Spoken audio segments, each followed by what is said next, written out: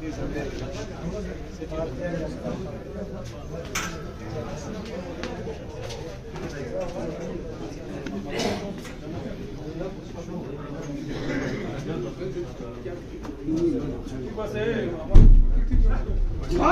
जनता party जिंदाबाद, भारतीय Janata party जिंदाबाद।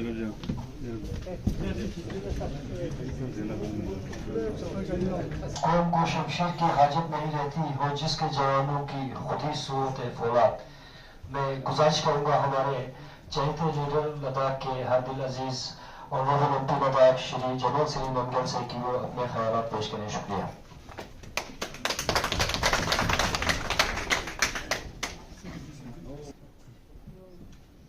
भारतीय जनता पार्टी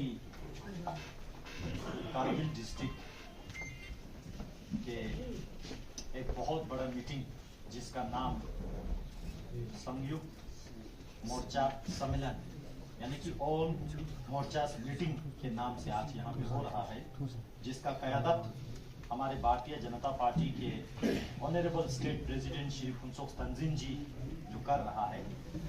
और इसमें हमारे कारगिल के भारतीय जनता पार्टी के वरिष्ठ नेता हाजी अनायत साहब, हमारे यहाँ डिस्ट्रिक्ट भारतीय जनता पार्टी के प्रेसिडेंट हाजी अब्दुल्ला साहब, डिस्ट्रिक्ट महिला मोर्चा के प्रेसिडेंट एडवोकेट जरीना बानो जी, डिस्ट्रिक्ट युवा मोर्चा के प्रेसिडेंट खुर्शीद भाई, और जितना भी यहाँ पे हमारे मंडल प्रेसिडेंट बैठे हैं, हमारे ऑनरेबल काउंसलर्स बैठे हैं, हमारे सरपंच बैठे हैं, हमारे बीडीसी चेयरपर्सन्स बैठे हैं, और भी बहुत सारे हमारे पार्टी के अलग अलग गांव के जितने भी कारकुन बैठे हैं, मैं आप सबको बहुत बहुत हार्दिक अभिनंदन के साथ स्वागत करता हूं, बहुत बहुत धन्यवाद देता हूं। मुझे शुरू में अपने बात को रखने से पहले आज वाकई मुझे कारगिल डिस्ट्रिक्ट में भारतीय जनता पार्टी के ये नजारा देख के मैं बहुत खुश हूं, और इसका पूरा क्रेडिट जो है मैं हाजी अनायत साहब को देना चाहूंगा।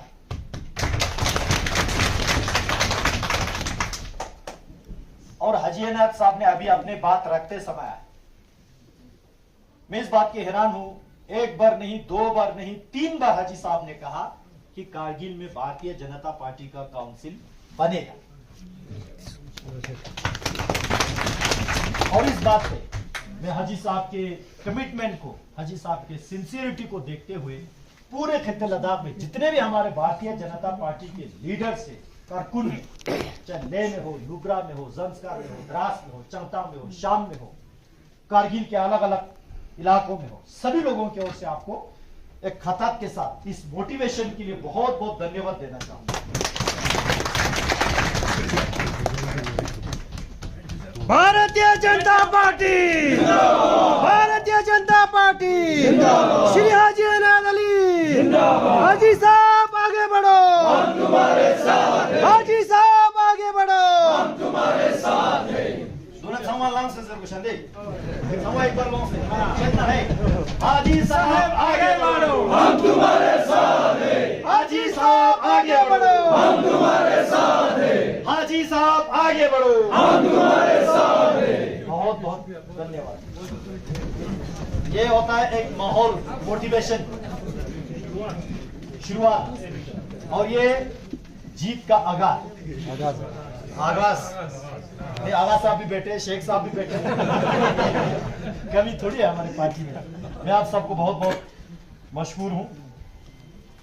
देखिए साथियों, आज हम यहाँ पे प्रधानमंत्री नरेंद्र मोदी जी ने इस देश के प्रधानमंत्री जी के जिम्मेवारी संभाल के 9 साल कंप्लीट हुआ, तो इसका एक सेलिब्रेशन, एक जश्न, एक डिस्कशन कि भाई 9 साल तो प्रधानमंत्री जी का हुआ, हमारे इलाके में बेमिसाल का क्या 9 काम हुआ। खासकर 9 से तो बहुत ज्यादा हुआ, लेकिन भारतीय जनता पार्टी के हर एक कार्यकर्ता के उंगली पे 9 काम तो होना चाहिए। देश के लेवल पे, नेशनल इंटरनेशनल लेवल पे तो बहुत चीज हुआ, अनगिनत हुआ। जैसे कि ये पूरा संक्षेप में एक मैगजीन यहाँ पार्टी ने छपा के दिया, एक पेम्पलेट यहाँ दिया, मैं इन चीजों पे नहीं जाऊंगा। हमारे इलाके में खुसूसन डिस्ट्रिक्ट कारगिल में क्या चीजें हुआ मैं आपको शॉर्ट नोट में बताना चाहूंगा। मेरे आप सबसे निवेदन है, रिक्वेस्ट है, कुछ पॉइंट आप डायरी पे लिखने के जरूरत है, ताकि आपको भी कल गांव में जाके किसी महफिल में आपको बोलने के लिए आसान रहेगा। जिसके पास पेन नोट पैड नहीं है वो मोबाइल में नोट कर सकते हैं, एक दूसरे को व्हाट्सएप के जरिए भी कर सकते हैं। बहुत इंटरेस्टिंग तरीके से मैं आपको बताऊंगा क्या हैरानी चीज हमारे करगिल में हुआ, जो सदियों से, लंबे अरसों से हम इन चीजों के लिए इंतजार कर रहे थे। मैं शुरू करता हूं, हमारे सरकार ने 3D, साइंस में होता है 3D फॉर्मूला, 3D पे हमारे सरकार ने पूरा काम किया। 3D माने डेमोक्रेसी, डेवलपमेंट एंड डिलीवरी। अब यहां कुछ लोग खिते लद्दाख में, खुसूसन कारगिल में, कुछ ओपोजिशन के लीडर लोग नारे देते हैं कि भाई यूटी बनने के बाद जमहूरियत खत्म किया, डेमोक्रेसी खत्म किया। उनको यह समझ में आना चाहिए, मोदी जी आने के बाद सबसे ज्यादा डेमोक्रेसी ग्रास रूट पे बहाल करने का काम प्रधानमंत्री नरेंद्र मोदी जी ने भारतीय जनता पार्टी ने किया। ये कैसे किया? इससे पहले कारगिल से 2 एमएलए जाते थे, एक एमएलसी भी जाते थे, केवल 3 लोगों को कुर्सी मिलते थे, यह हकीकत बात है। लेकिन प्रधानमंत्री मोदी जी आने के बाद पंचायत इलेक्शन, एमसी इलेक्शन और काउंसिल इलेक्शन तो खैर रूटीन होता है, और ये 3 इलेक्शन केवल इलेक्शन करके नहीं रखा, इन पब्लिक रिप्रेजेंटेटिव्स के हाथ में पैसा दिया, इनके हाथ में, पंचायत के हाथ में। अभी हमारे जो पंचायत कोऑर्डिनेशन कमेटी, जिसका उम्र 37 साल है, मेरा भी 37 साल है, अली नाफी साहब, इन्होंने बताया 14 डिपार्टमेंट इनको हवाला किया पंचायत को। पहले किया क्या जम्मू कश्मीर हुकूमत ने? तो ये क्या डेमोक्रेसी नहीं है? और केवल डिपार्टमेंट इनका ही नहीं सुन रहे, बल्कि प्लान फॉर्मुलेशन में पंचायत में काफी पैसा दिया। बीडीसी को, अभी पंचायत की मैं बात करूं, पंचायत भवन, बीडीसी को ऑफिस, हर बीडीसी हर साल 1-1 करोड़ का प्लान बना रहा है। पहले जम्मू कश्मीर सरकार में जब हम थे, यही एनसी और कांग्रेस के हुकूमत में, हमारे बीडीसी का तो नाम ही नहीं था। यहां पे काउंसलर के पास 18 लाख होते थे, आज बीडीसी 1 करोड़ खर्च कर रहे हैं। तो ये डेमोक्रेसी नहीं है क्या? इस डेमोक्रेसी को हम तवज्जो नहीं देंगे? काउंसिल का 3 चीज, पहला, काउंसिल के बजट में हमेशा कहता हूं, यूटी बनने से पहले मैं भी सीईसी था, जहां पे 55 करोड़ रुपया बजट काउंसिल का हुआ करता था, उसी 55 करोड़ की जगह पे आज 325 करोड़ उसी काउंसिल के काउंसलर के सीसीडीएफ। आज हमारे यहां बीच में काफी काउंसलर्स ऑनरेबल बैठे हैं, ये लोग जानते हैं, 18 लाख हुआ करते थे, आज 1.5 करोड़ के प्लान बनाते हैं सीसीडीएफ में। काउंसलर के सैलरी पहले 30,000 हुआ करता था, हाजी साहब के आशीर्वाद से 60,000 किया। ये कोई करबले और कंबर साहब ने नहीं किया, हाजी साहब ने 60,000 एरियर निकाल के 4 करोड़ रुपए उनको दिया। अब जो हाजी साहब ने 60,000 किया, उसी को हमने 1,20,000 किया। ये काउंसिल वाले जितने भी यहाँ पे नेशनल कॉन्फ्रेंस और कांग्रेस के बैठे हैं, इनके जमीर जग के प्रधानमंत्री जी को शुक्रिया अदा करना चाहिए, सैलरी के लिए, सीसीडीएफ के लिए, काउंसिल के बजट के लिए। वो क्यों करे? वो तो वो बोलते ना अभी फॉर्म ने दिया। ये डेमोक्रेसी, इन चीजों को क्या हम डेमोक्रेसी नहीं कहेंगे? शॉर्ट में मैं डेमोक्रेसी, पहला डी, दूसरा सेकंड डी डेवलपमेंट। जो डेवलपमेंट के लिए हमारे कारगिल के अवाम, खुसूसन जो बैकवर्ड, जो पीछे बैठे हैं, जहां अब अंदाजा लगे बरसू नाला से आगे जाके थेला, ईचू, पंगबर, वो संस्कार के लुमना, यहां से द्रास के मटैन तक पहले डेवलपमेंट नहीं पहुंच पाते। आज मैं आपको 9-10 डेवलपमेंट बड़े बड़े चीजें मैं गिन के दूंगा। आप लोग जरूर इस बात को याद रखिएगा, नोट करके रखिएगा, बार बार आप लोग इसको रिपीट करने की कोशिश कीजिएगा पब्लिक में जाके। पहला, टनल। मैं केवल एक टनल की बात नहीं करूंगा, जो पूरे करगिल के लेके बॉर्डर इलाके के अवाम का मांग था, जोजिला टनल। वो सभी लोगों ने यहां पे बोला। जोजिला टनल के साथ साथ हमारे शिंकुल्ला टनल जो करगिल को मनाली से जोड़ेगा, हमारे यहां सोच से जाके सिल्मो जहां पे सीसी साहब का कॉन्स्टिट्यूएंसी है, हम्बुतिंगला का टनल, हमारे यहां ले जाते समय नमकीला फतोला जहां से शरगोल बोध खरबूज जोड़ के जाते हैं। तो इतने बड़े बड़े टनल का काम आप मोदी जी आने के बाद डीपीआर बन रहा है, सैंक्शन हो रहा है, काम चल रहा है। तो ये टनल्स पहला जो बेमिसाल काम। दूसरा बेमिसाल काम रोड्स। मैं सड़क की बात करूं आपको, पीएमजीएसवाई 27 रोड नया पीएमजीएसवाई करगिल के लिए सैंक्शन दिया, इससे पहले भी दिया। Central road infrastructure fund CRF में कितना रोड करगिल के दे दिया। बीआरओ के जरिए हमारे कितना काम हो रहा है। अभी हमारे वहां मोदी नगर के बीडीसी साहब बता रहे थे, जाकिर साहब सोत का इतना बढ़िया काम जो है बीआरओ के थ्रू कर रहा है।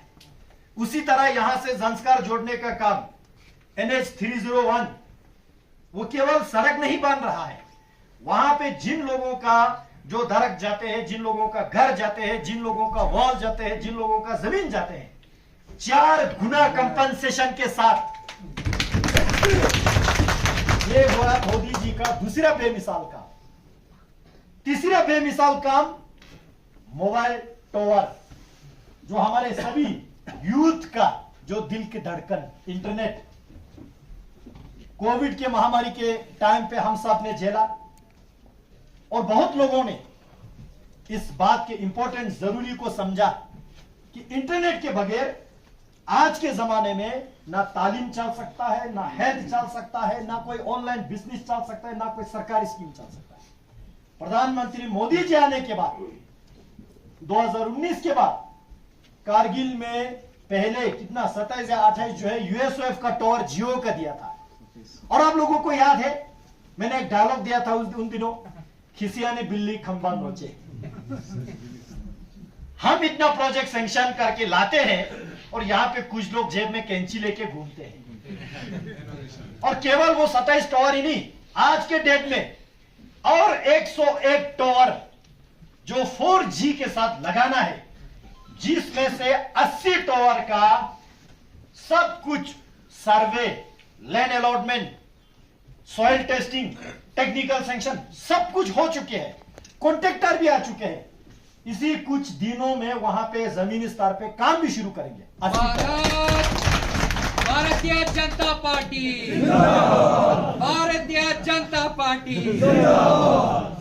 तो ये हुआ सवाल। मैं शॉर्ट में बता रहा हूं आपको, बाकी डिटेल आपको सबके उंगली पे है। मैं आपको शॉर्ट में, ये हुआ तीसरा बेमिसाल काम। चौथा बेमिसाल काम कारगिल में हेल्थ इंफ्रास्ट्रक्चर। जब यहां से छोटा मोटा इलाज के लिए हमारे लोग श्रीनगर की तरफ दौड़ना पड़ते थे, यहां से चंडीगढ़ के लिए तरफ दौड़ना पड़ते थे, दिल्ली की तरफ दौड़ना पड़ते थे, आज वो सारा ना होने के लिए कारगिल में नया हॉस्पिटल 300 बेडेड हॉस्पिटल, अभी तो खैर 150 है, उस पर और बढ़ाना है। प्रधानमंत्री मोदी जी आने के बाद स्पेशल डेवलपमेंट पैकेज में पैसा देके ये हॉस्पिटल हमने कंप्लीट किया है।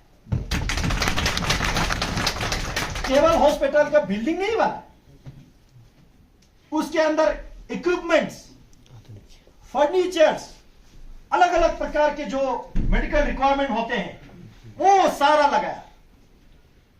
ऑक्सीजन प्लांट जो हम ख्वाब देखते थे, उसके साथ कितने सारे एम्बुलेंस, नेशनल हाईवे पे इतने बड़े बड़े एम्बुलेंस, वो भी मोबाइल हॉस्पिटल यूनिट, उसके अंदर डॉक्टर सब चीज रख के ये सारा हेल्थ इंफ्रास्ट्रक्चर बढ़ाने का काम प्रधानमंत्री मोदी जी की लीडरशिप में भारतीय जनता पार्टी ने किया है। चौथा, तालीम, जो सबसे जरूरी है एक इंसान के, एक कौम को जागरूक करने के लिए तालीम सबसे जरूरी है। और यहां तालीम को बढ़ावा देने के लिए प्रधानमंत्री मोदी जी की लीडरशिप में यहां पे सांकू में डिग्री कॉलेज खोलने का काम मोदी जी प्रधानमंत्री रहते हुए हो रहा है। हमारे जितने भी स्कूल हैं, हाई स्कूल और हायर सेकेंडरी स्कूल, काफी स्कूल जो है अपग्रेड भी हो चुके हैं। बहुत सारे स्कूल में लेबोरेटरीज, बहुत सारे स्कूल में इंफ्रास्ट्रक्चर डेवलपमेंट, मैं एक एक करके नहीं गिनूंगा। तो ये तालीम को बढ़ावा देने के लिए मोदी सरकार ने इतने सारे काम तालीम के क्षेत्र में किया। अब दुर्भाग्य की बात यह है, स्कूल को चलाने के जिम्मेदार काउंसिल के पास है, जिसका काम सभी टीचर को श्रीनगर में, जम्मू में, करगिल टाउन में अटैच रखना। और मैं जहां जहां स्कूलों में जाता हूं, दूर दराज इलाकों में, वहां के लोग बोलते कि हमारे स्कूल चल ही नहीं रहा। वो कैसे चलेंगे? अपने सियासी जो रिलेटिव से, अपने रिश्तेदार से, जो करगिल के दूर दराज के में है वो करगिल टाउन में है वो श्रीनगर में या जम्मू में, जितना लीज निकाल के देखो, यहाँ के सभी लोगों को मालूम है, खासकर मीडिया वालों को ज्यादा मालूम है, जितना दिशा कमेटी मीटिंग में लेता हूं सबसे पहले हेल्थ और एजुकेशन। तो ये इंफ्रास्ट्रक्चर बढ़ाने के काम मोदी जी ने तालीम में किया। पांचवा, छठा, जो सिक्स्थ बेमिसाल काम, वाटर सप्लाई स्कीम, चाहे वो पीने के लिए हो या इरिगेशन के लिए हो। पीने के लिए हर घर नल जल, इतना बढ़िया प्रोजेक्ट जल जीवन मिशन वाले सालों का देश में करगिल डिस्ट्रिक्ट में एक घर नहीं छूटना चाहिए जहां पे पानी ना मिले। ऐसा कोई घर नहीं रहना चाहिए। इतने करोड़ों का बजट, हाजी साहब को मालूम है, पहले NRDWP का एक स्कीम होता था, national rural drinking water programme या प्रोजेक्ट, जिसमें जिनका जो सियासी हाथ लंबा हो, ऊपर तक पहुंच हो, सेक्रेटरीट में थोड़ा खिला पिला पाते हो, ऐसे 2-4 गांव के प्रोजेक्ट आते थे। आज प्रधानमंत्री मोदी जी के आशीर्वाद से हमारे हर गांव में JJM प्रोजेक्ट पहुंच रहा है। लेकिन जब एग्जीक्यूशन पे आता है तो काउंसिल का जिम्मेवारी है एग्जीक्यूशन। हाल ही में आपने देखा जो CEC साहब के खुद कॉन्स्टिट्यूएंसी में 10 गांवों का हालात क्या है, मैंने मीडिया के जरिए सबको जागरूक किया। अगर काउंसिल वाले कर सकते थे तो उसी को करना चाहिए। मैं एक दिन हैरान हूं, मैंने यहाँ एक दिशा मीटिंग रखे थे, उसी के पैरेलल में CEC साहब ने यहाँ JJM का रिव्यू रखे थे। मैंने अप्रिशिएट किया, रिव्यू होना चाहिए, मैं उसका क्रिटिसाइज नहीं करता हूं। लेकिन CEC साहब पूरे करगिल को रिव्यू करने से पहले अपने कॉन्स्टिट्यूएंसी को एक बार रिव्यू करता। 10 के जो पाइप पेड़ से जो लड़का है, घर के ऊपर से है, फुटपाथ पे जो 2 इंची 6 इंची के बीच में से जाते हैं, उसको एक बार रिव्यू करता। तो ये बताते हैं कि काउंसिल कितना कमजोर है। लेकिन मोदी जी को हम सबको धन्यवाद देना चाहिए। करोड़ों फंड देके पूरे खित्ते लद्दाख में जो है जल जीवन मिशन का काम चलाने का आशीर्वाद प्रधानमंत्री मोदी जी ने किया। जी केवल जल जीवन मिशन नहीं, जब वाटर सप्लाई स्कीम में मैंने अभी 2 चीज बोला, एक पीने के लिए, एक सिंचाई के लिए। सिंचाई के लिए कितना जो यहां से लिफ्ट इरिगेशन का प्रोजेक्ट, कोई सोलर से, अभी करगिल के जो काफी गांवों में सक्सेस है, मुझे याद है लातो गांव में है, अभी आपके सोत में जो आपका मांगे हैं, उसी तरह जहां जहां खुशबसाली हो रहा है उन सब के लिए हम प्रयास कर रहा है। ये सारा पैसा स्पेशल डेवलपमेंट पैकेज में से दे रहा है मोदी साहब के आशीर्वाद से। उसी के साथ साथ अभी एक नया स्कीम हम शुरू कर रहे हैं, खैर देश के लिए पुराना है, लेकिन कारगिल में काउंसिल तो सो के बैठा, लेकिन यहां मैंने दिशा कमेटी मीटिंग लेके पुश करके अभी वो अमल में आ रहा है, PM कुसुम योजना। कुसुम स्कीम में, PM कुसुम स्कीम में वो किसी गांव के लिए, किसी मौजे के लिए, किसी घर के लिए, किसी इंडिविजुअल के लिए, सबके लिए वो एलिजिबल है। उसमें आपको 80% सब्सिडी दे रहा है सरकार। 80% सब्सिडी। मैं पार्टी के कारकुनों को बताना चाहता हूं, आप लोगों को डिटेल इंफॉर्मेशन यदि चाहिए तो यहां कनाडा के काचो साहब से आप मिलिए, मेरे रेफरेंस से मिलिए। एमपी साहब ने इस मीटिंग में बताया, जिन जिनको जरूरत है वहां अप्लाई कीजिए। इतने बढ़िया प्रोजेक्ट मोदी सरकार कर रहा है, लेकिन यहां के काउंसिल सो के बैठे। यह हुआ वाटर सप्लाई स्कीम, 6वां बेमिसाल। 7वां बेमिसाल काम स्पोर्ट्स, जो हमारे यंग बॉयज एंड गर्ल्स, एक जमाना था जम्मू कश्मीर के नीचे हमको एक नाम के तो हम डिस्ट्रिक्ट थे, लेकिन हमको स्टेट में कोई रिप्रेजेंटेशन नहीं मिलते थे स्पोर्ट्स में, हमारे यूथ आगे नहीं जा पाते। आज प्रधानमंत्री जी ने लद्दाख को यूटी बनाने के बाद यहां पे अलग अलग स्पोर्ट बॉडी फॉर्म हुआ, स्टेट लेवल के कंपटीशन, और हमारे लद्दाख के यूथ, चाहे वो लेह के हो, करगिल के हो, और खासकर सबसे ज्यादा करगिल वाले देश में लद्दाख का नाम रोशन कर रहा है। स्टेट लेवल, नेशनल लेवल, जो हमारे यूथ आगे जा पा रहा है। यह हुआ यूथ में ह्यूमन रिसोर्स डेवलपमेंट। स्पोर्ट में इंफ्रास्ट्रक्चर डेवलपमेंट। आज आपके कारगिल में स्टेडियम बन रहा है। पहले हम स्टेडियम के सपना भी नहीं देख सकते थे। काउंसिल के पास 55 करोड़ होते थे, तो वो 1000 करोड़ के प्रोजेक्ट कैसे करेंगे? नहीं बन पाए। यस, तो अभी मोदी जी आने के बाद यहां पे कारगिल में स्टेडियम बन रहा है, अलग अलग ब्लॉक में आइस हॉकी रिंग बन रहा है, हर स्कूलों में 5-6 लाख लगा के प्ले फील्ड से लेके, प्ले ग्राउंड से लेके, मल्टीपर्पज प्ले ग्राउंड, अलग अलग चीज जो है हमारे हुकूमत के दौरान बन रहा है। यह हुआ मोदी जी का बेमिसाल नंबर 7। मैं आपको गिन के बता रहा हूं, आप लोग भी याद रखिएगा, जहां भी जाते आप लोग गिन के बता दीजिएगा। यहां पे हमारे महिलाएं बैठे हैं। मैं जब जब करगिल आता हूं, हमारे करगिल के जो भारतीय जनता पार्टी के जो वुमेन विंग है, मैं शाबाशी देना चाहता हूं, एप्रिशिएट करना चाहता हूं। हमारे यहाँ काउंसलर अच्छे लीला, अच्छे जैनब भी, हमारे यहाँ एडवोकेट जरीना बानो, हमारे खैरुन निसा, इन्हीं लोगों ने मुझे समझाया कि कारगिल में जब किसी लड़की पे जुल्म होते हैं तो वो किसके पास जाके बोले? पुलिस स्टेशन में तो सारे लड़के बैठे हैं, तो कहां जाके बोले? तो इसलिए यहां पे वुमेन के लिए फैसिलिटीज होना चाहिए। मैंने एलजी साहब से रिक्वेस्ट किया, हमारे एडीजीपी साहब से रिक्वेस्ट किया, और कारगिल में वुमेन पुलिस स्टेशन खोलने का काम भारतीय जनता पार्टी। ये होता है हमारे वुमेन के आवाज को आवाज देना, वुमेन अपलिफ्टमेंट, वुमेन एम्पावरमेंट। ये समय के हिसाब से जरूरतमंद है।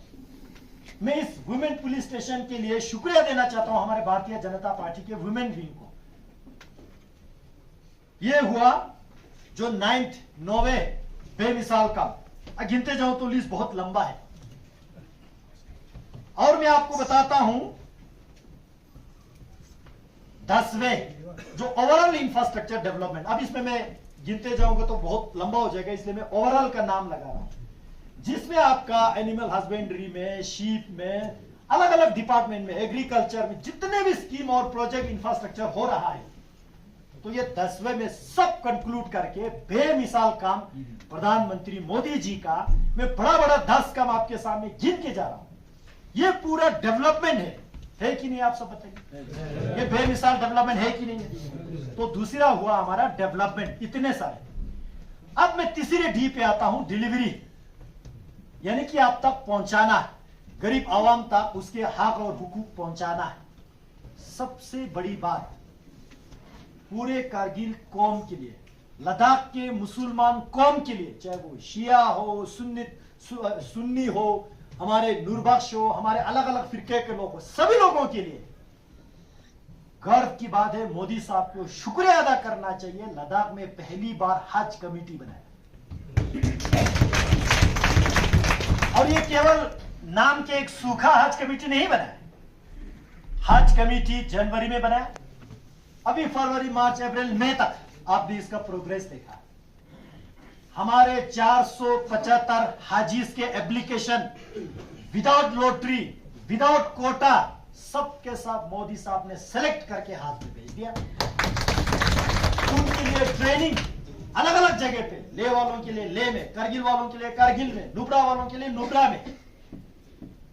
उनको जाने के लिए लद्दाख के हाजिज के लिए अलग से जहाज, उनके पासपोर्ट के लिए यहां पे अलग से पासपोर्ट सेवा केंद्र, 523 पासपोर्ट ऑन स्पॉट बना के दिया।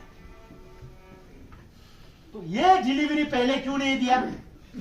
जो यहां मैं कुछ बातें ऐसे खुला भी कहता हूं, यहां जो है कुछ मुसलमान कौम के रहनुमा बना के फिरते हैं कुछ लोग, बीजेपी को पता नहीं क्या क्या बोलते हैं। भाई उनको पूछो रहनुमाओं को, आज तक ये हज कमेटी क्यों अमल में नहीं लाया? क्यों हमारे हाजीज खासकर बुजुर्ग क्यों उनको कोटा सिस्टम में फंसा के रखा? क्यों उनको लॉटरी सिस्टम में फंसा के रखा? क्यों उनको प्राइवेट एजेंसी से बुक करना पड़ा? पूछो उन रहनुमाओं को। हमको कहते थे बीजेपी वालों को मुसलमान के दुश्मन है, मैं उस बात पे अभी बाद में आऊंगा। और आज में एज लिमिट को भी हमने हटा दिया। तो ये डिलीवरी सिस्टम मोदी जी आने के बाद भारतीय जनता पार्टी ने किया है। ये कारगिल के कौम के साथ मुसलमान अवाम को समझना चाहिए। हम यहां किसी मजहब के नारे देके किसी को नहीं उकसाए, लेकिन जो हकीकत बात है, हमारे हक है, हमारे हुकूक है, प्रधानमंत्री मोदी जी आने तक हमको इस डिलीवरी के लिए इंतजार कराया इन्होंने। और इसी डिलीवरी में गरीब कल्याण योजना लिखिए, गरीब कल्याण योजना, इसमें सारा स्कीम आएगा आपका ज्यादातर। जो एक गरीब घर बीपीएल से नीचे रहते हैं, लगभग 3-3.5 साल से प्रधानमंत्री मोदी जी मुफ्त में राशन दे रहा है। ना इसमें किसी कौम को देखा, किसी फिरका को देखा, किसी इलाके को देखा। जितने भी हमारे राशन कार्ड होल्डर है, जो जेन्युइन है, डिजर्विंग है, सबको देने का काम प्रधानमंत्री मोदी जी ने किया। जो बीपीएल राशन कार्ड से नीचे आता है, जिनका ब्रेड अर्नर, जो कमाने वाला यदि महिला है, उनको फ्री में सिलेंडर। जो यहां गरीब घर है, जिनको शौचालय, टॉयलेट, देचोत बनाने के लिए, जिनके पास देचोत नहीं थे, हमारे माता बहनों की इज्जत बचाने के लिए स्वच्छ भारत ग्रामीण, स्वच्छ भारत शहरी, उन स्कीमों में देचोत बनाने का स्कीम प्रधानमंत्री मोदी जी ने दिया। यहां जिन लोगों को जरूरत है, ग्रीन हाउस बनाने की स्कीम मोदी जी ने दिया। गोल्डन कार्ड प्रधानमंत्री मोदी जी ने चिंता किया। जो कोई गरीब इलाज करने के लिए पैसा ना हो, जिसके कारण से उसके जान गंवाना पड़े, ऐसा ना हो, वो चिंता करके golden card Ayushman Bharat scheme में पूरे हिंदुस्तान में डिजर्विंग लोगों को दिया और खित्ते लद्दाख में सभी लोगों को दिया। 100% को, 100% को। ना इसमें बौद्ध देखा, ना इसमें मुसलमान देखा, ना इसमें अलग फिरका देखा, ना पार्टी देखा, ना हिंदू देखा, सभी लोगों को दिया। अभी यहां पे बहुत सारे लोग बता रहे थे, कोई इनके रिलेटिव्स, कोई इनके यारी दोस्ती, 5 लाख तक मुफ्त में इलाज करके मोदी जी की कृपा से जान बच के वापस आ रहे हैं। ये डिलीवरी सिस्टम पहले क्यों नहीं किया इन्होंने? उसी तरह कितने घोटाले होते थे छोटे लेवल पे, ग्राउंड पे। एमजी नरेगा में घोटाले होते थे, old age pension, window pension, disable pension, women in distribute pension, कितना घोटाले होते थे। आज मोदी जी आने के बाद इस 9 साल में डायरेक्ट बेनिफिट ट्रांसफर, जो इस पैसे का हक है, हकदार है, उसके अकाउंट में डायरेक्ट पहुंचाने का काम प्रधानमंत्री मोदी जी ने किया, भारतीय जनता पार्टी ने किया। पहले कितने रिश्वत लेते थे, स्कॉलरशिप में कितने बच्चों से पैसा खाते थे। आज मोदी जी आने के बाद किसी भी गांव में जाके किसी भी नरेगा जॉब कार्ड होल्डर से आप पूछ सकते हैं, आपके पैसा आपके अकाउंट में डायरेक्ट आते हैं। वो मिडिलमैन, हम लद्दाखी में कहते हैं ना, जलोम माया खर्चेस, वो सारा खत्म किया प्रधानमंत्री मोदी जी ने। इतने सारे प्रधानमंत्री किसान सम्मान निधि किसानों को औजार खरीदने के लिए, खेम तोप से ऐसे चीजें खरीदने के लिए हर साल 6-6 हजार रुपया पिछले 2-3 साल से आ रहा है लोगों के अकाउंट में, धड़ाधड़। क्या इस बात के लिए प्रधानमंत्री जी को इस बार काउंसिल इलेक्शन में बटन दबा के शुक्रिया अदा करना चाहिए कि नहीं करना चाहिए? कोविड जो पूरे देश दुनिया में एक महामारी, कोरोना वायरस, कोविड से पूरे हिंदुस्तान के आवाम को बचाने के लिए, हमारे खित्ते लद्दाख के आवाम को बचाने के लिए जिस कोविड वैक्सीन को बाहरी देशों ने 24,000-25,000 रुपया देके बेच रहे थे एक कोविड वैक्सीन को, ऐसा 3 बार वैक्सीन मोदी जी ने सबको मुफ्त में लगा के दिया। अब अंदाजा लगाओ, एक वैक्सीन को अगर 25,000 रुपया है तो 3 वैक्सीन को 75,000 रुपया की चीज आपको मुफ्त में दिया। और 75,000 रुपया कोई बड़ी बात नहीं है, उससे बड़ी बात है आपके जान बचाना। यह काम प्रधानमंत्री मोदी जी ने किया। अगर मैं गिनते जाऊं तो बहुत सारे काम, ये सारा कुल मिला के डिलीवरी, चाहे वो गरीब का घर हो, राशन हो, सिलेंडर हो, आपके पैसा हो, आपके हक की चीज आप तक सीधा पहुंचाना, ये मोदी जी का तीसरा डी सिस्टम, जो 3D में से डेमोक्रेसी, डेवलपमेंट एंड डिलीवरी। बताइए 3D क्या है? Democracy, development and delivery. ये चीज हमको आवाम में, पब्लिक में बताना है। ये चीज जो है मोदी जी ने इस 9 साल में कंप्लीट करके दिया। और आज इतने सारे भारतीय जनता पार्टी के साथ हजीनात के क़यादत में जुड़े हैं, तो ये एक सच्चाई के लिए जुड़े हैं। जिनकी आंखों से देखा, जिन्होंने कानों से सुना, जिन्होंने हकीकत को पहचाना, ये पहचानने के बाद आज आप सब गर्व से, हिम्मत से, हौसले के साथ भारतीय जनता पार्टी के साथ जुड़े हैं। और आप सब इस बात के कमिटमेंट देते हैं कि आने वाले काउंसिल भारतीय जनता पार्टी का होगा।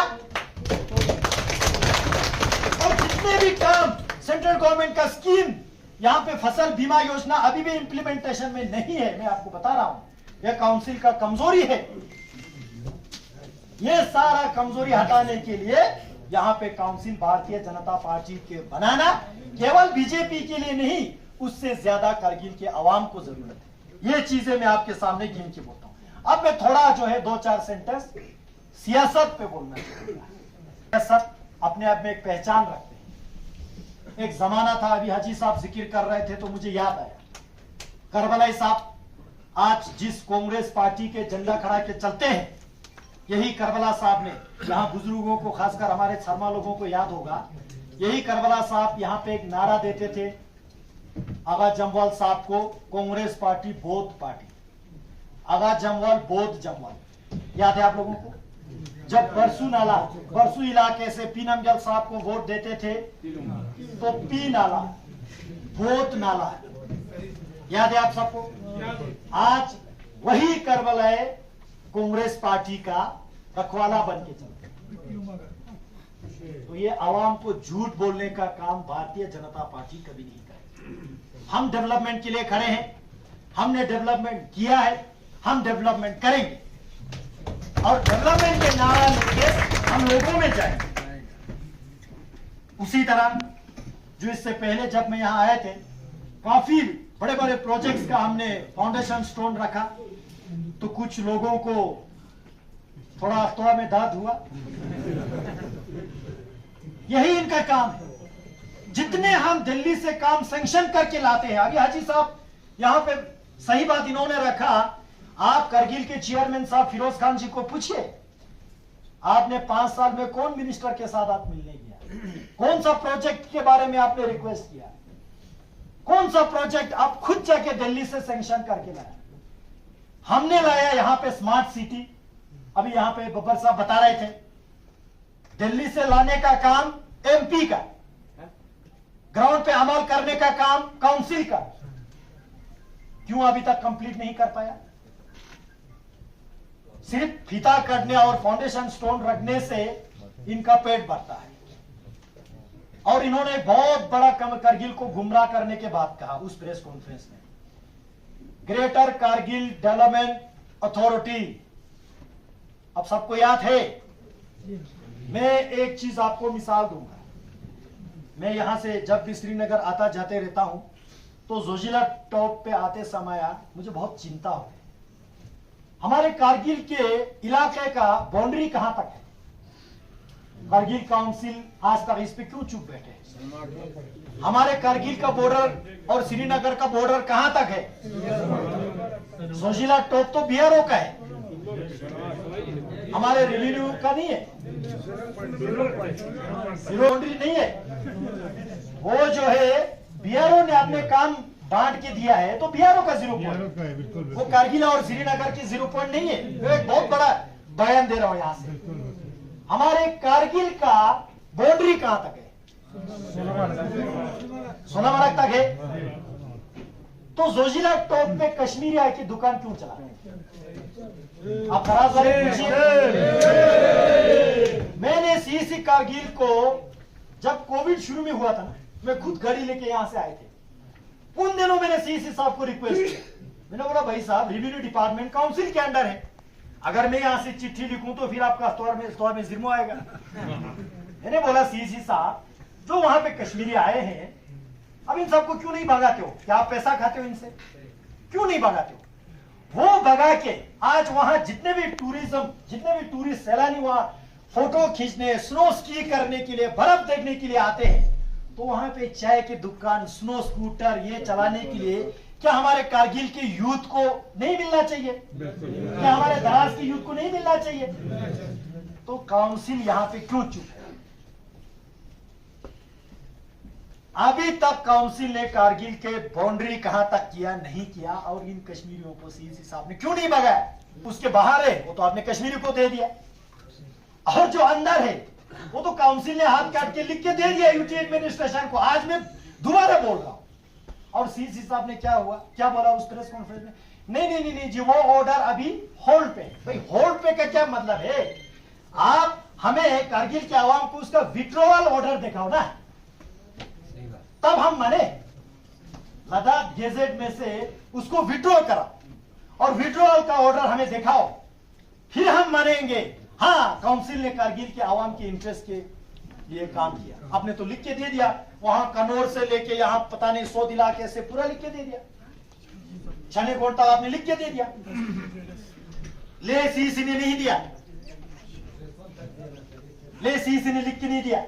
मैं दोबारा बोलता हूं, सीसी साहब कारगिल के आवाम को गुमराह करने के अलावा आपने क्या काम किया? एक दिखाइए। जितना स्पेशल डेवलपमेंट पैकेज मोदी साहब ने किया उसका ही फीता काटोगे क्या? जितना काउंसिल का बजट मोदी सरकार ने भराया, हमने भराया, अब आवाम में जाके बोलते हैं कि भाई ये पैसा हमारा है। फारूक साहब ने दिया है क्या? उमर साहब ने दिया है क्या? तो ये आवाम को पूछना चाहिए। उसी तरह यहां जितना कारगिल में मैंने टूर किया, मैंने मीटिंग किया, उसका नतीजा आवाम की आंखों के सामने है।